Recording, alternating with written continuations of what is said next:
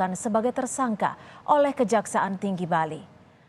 Kejati Bali menyebutkan Nyoman terlibat kasus dugaan tindak pidana korupsi dana sumbangan pengembangan institusi atau SPI, mahasiswa baru seleksi jalur mandiri. Dalam kasus korupsi ini dan bagaimana konstruksi hukumnya kita tanyakan langsung. Ditetapkan menjadi tersangka. Hal ini karena dirinya diduga melakukan korupsi terinfeksi. Halo semua, perkenalkan nama saya Nasya Fitriania Midebel dengan NIM 23095111167 dari Fakultas Kedokteran Hewan Universitas Udayana. Di sini saya ingin menjelaskan tentang topik yang akan saya bawa yang berkaitan dengan korupsi. Nah, jika teman-teman ketahui, belakangan ini marak adanya berita-berita tentang korupsi yang terjadi di negara kita, bahkan di lingkungan sekitar kita pun banyak sekali terjadi kasus korupsi. Nah, oleh karena itu, kita akan membahas kasus korupsi ini secara detail. Oke, jadi kita mulai dari yang pertama, yaitu pengertian. Jadi, korupsi itu berasal dari bahasa Latin, yaitu corruptus dan corruption, yang artinya buruk, bejat, menyimpang dari kesucian, perkataan menghina, atau memfitnah. Nah, korupsi ini menjadi salah satu penyebab utama proses pemiskinan yang menyebabkan kemiskinan kian absolut. Pelayanan publik yang tidak optimal, infrastruktur yang tidak memadai, high cost ekonomi, and many more. Lalu dia juga terjadinya eksploitasi sumber daya yang tidak menimbulkan manfaat bagi publik. Lalu, dalam konteks kriminologi atau ilmu tentang kejahatan, ada 8 tipe korupsi, yaitu yang pertama, political bribery. Itu termasuk kekuasaan di bidang legislatif sebagai badan pembentuk undang-undang secara politis dan tersebut dikendalikan oleh suatu kepentingan karena dana yang dikeluarkan pada masa pemilihan umum sering berkaitan dengan aktivitas perusahaan tersebut. Nah, yang kedua itu adalah political kickbacks, yaitu kegiatan-kegiatan yang berkaitan dengan sistem kontrak pekerjaan borongan antara pejabat, pelaksana, dan pengusaha yang memberi peluang untuk mendatangkan banyak uang bagi pihak-pihak yang bersangkutan. Nah, yang ketiga ada election fraud. Election fraud itu adalah korupsi yang berkaitan langsung dengan kecurangan pemilihan umum. Jadi korupsi itu bukan cuma soal dana ya guys. Jadi korupsi itu bisa terjadi dalam beberapa hal, bukan soal uang saja. Nah, yang keempat ada corrupt campaign practice. Nah, corrupt campaign practice itu merupakan praktek kampanye dengan menggunakan fasilitas negara maupun uang negara oleh calon yang sedang memegang kekuasaannya. Nah, yang kelima itu adalah discretionary corruption, yaitu korupsi yang dilakukan karena adanya kebebasan dalam menentukan kebijakan.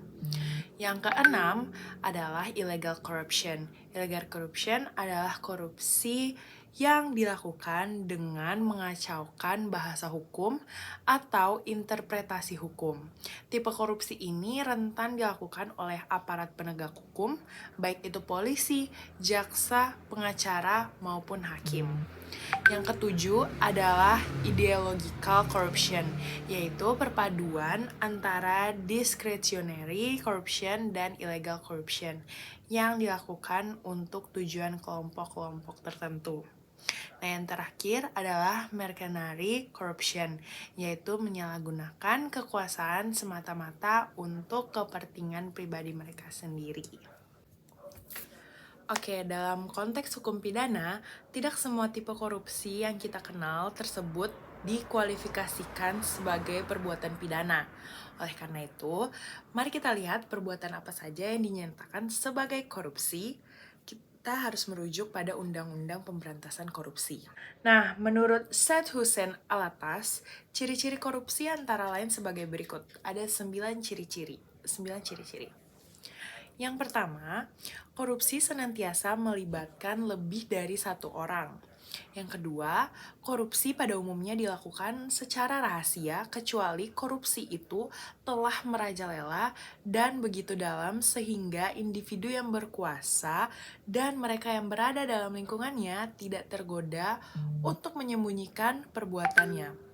Yang ketiga, korupsi melibatkan elemen kewajiban dan keuntungan timbal balik. Yang keempat, keuntungan dan kewajiban yang dimaksud tidak selalu berupa uang. Yang kelima, mereka yang mempraktikkan cara-cara korupsi biasanya berusaha untuk menyelubungi perbuatannya dengan berlindung di balik pembenaran hukum. Yang keenam, mereka yang terlibat korupsi menginginkan keputusan yang tegas dan mampu untuk mempengaruhi keputusan-keputusan itu. Yang ketujuh, setiap perbuatan korupsi mengandung penipuan, biasanya dilakukan oleh badan publik atau umumnya masyarakat.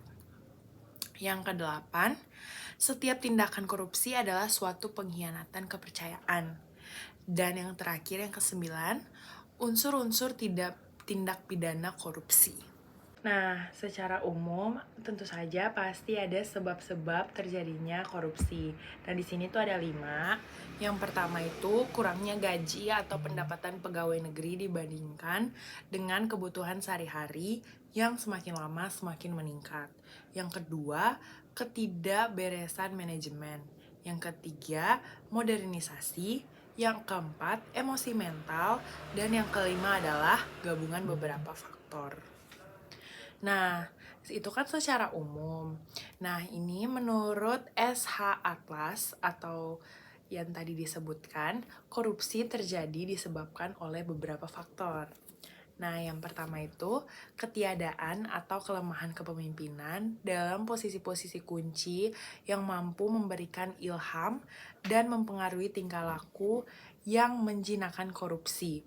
Lalu ada kelemahan pengajaran-pengajaran agama dan etika, kolonialisme, kurangnya pendidikan, kemiskinan, tiadanya hukum yang keras, kelangkaan lingkungan yang subur untuk perilaku anti korupsi, struktur pemerintahan, perbuatan radikal, dan keadaan masyarakat sekitar.